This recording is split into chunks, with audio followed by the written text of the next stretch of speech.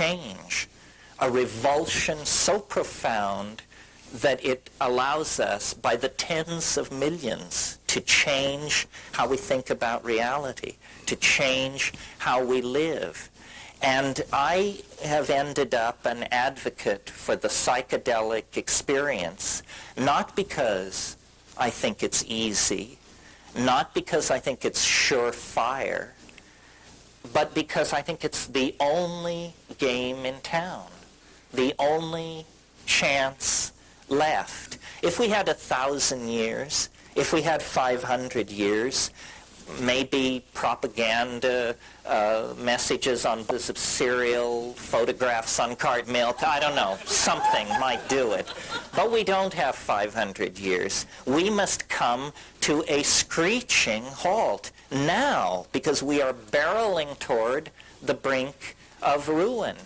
And the only thing that I have ever seen that turned anybody around on the dime was psychedelics. You know?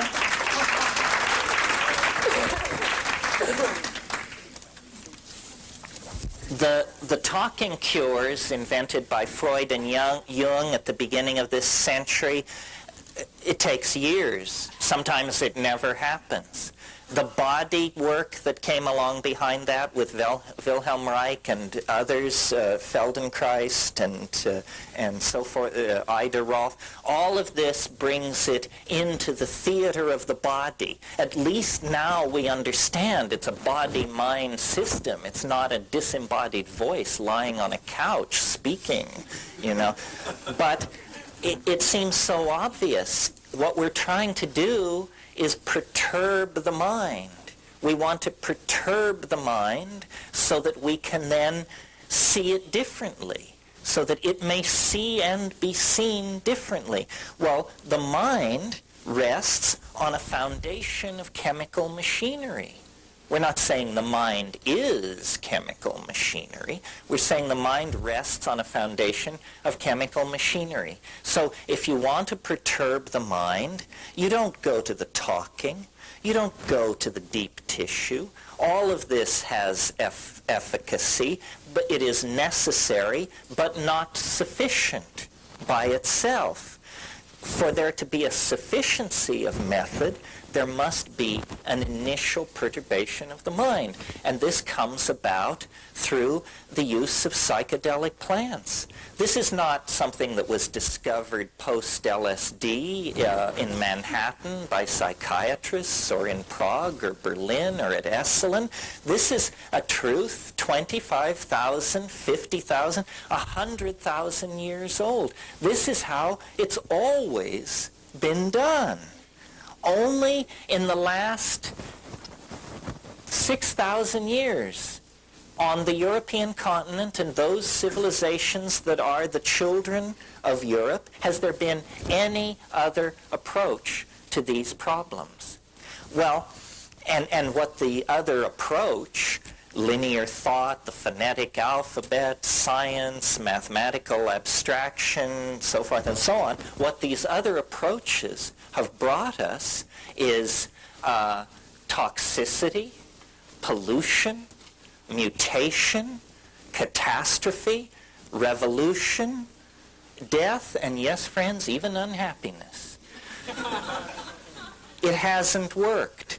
Western civilization is now crowing over the fact that the only opposition it ever had, which was Marxism, a pathetic, weak sister, has now collapsed upon itself.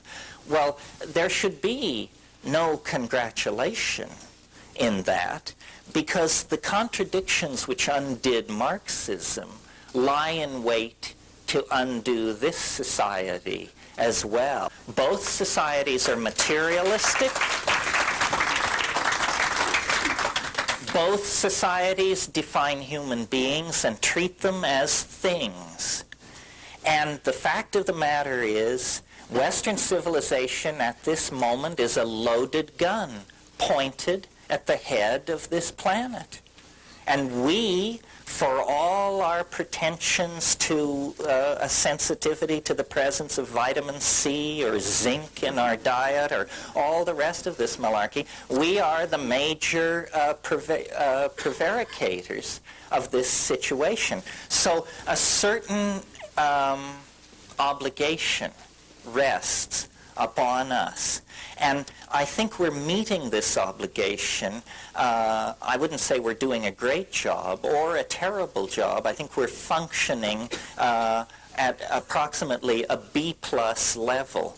You see, I mean, human life is so ephemeral. I mean, a person who lives 70 or 80 years is really as ephemeral as a mayfly or something. I mean, it's not long enough to get the full picture.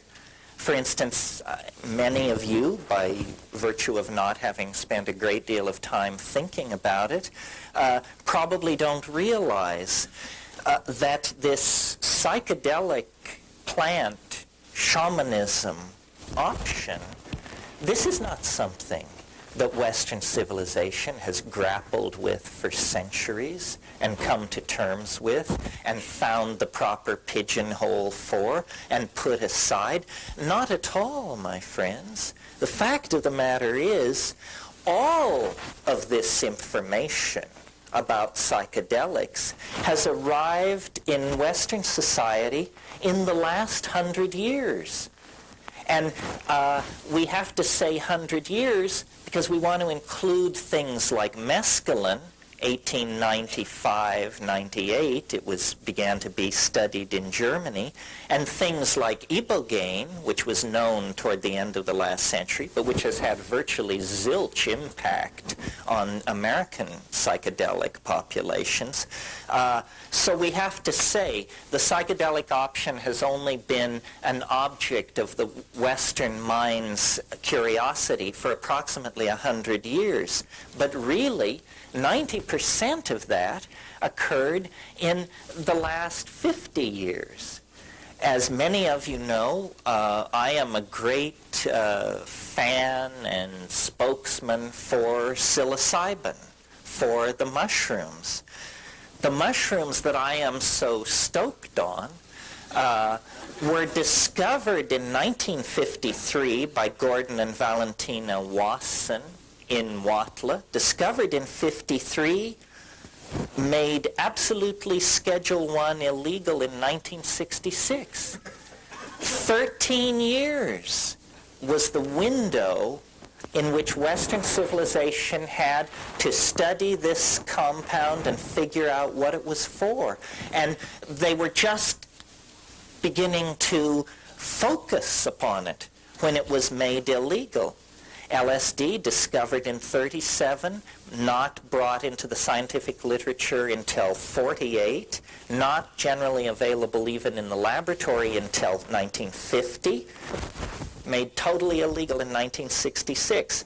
16-year window.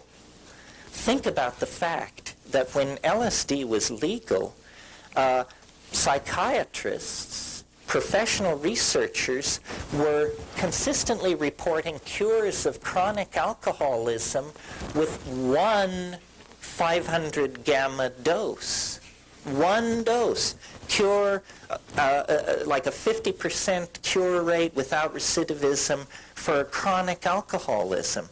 Spectacular findings were being reported. When LSD swept through the scientific community, for pharmacologists, psychotherapists, psychiatrists, it had the same kind of excitement and feeling of breakthrough that the splitting of the atom had for the physicists, for the physics community in the late 30s.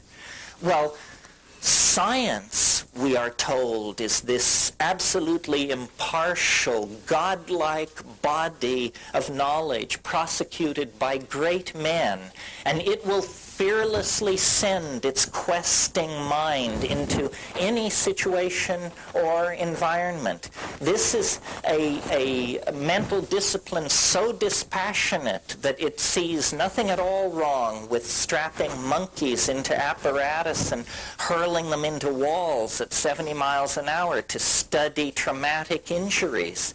This is a discipline so unflinching in its pursuit of truth that it will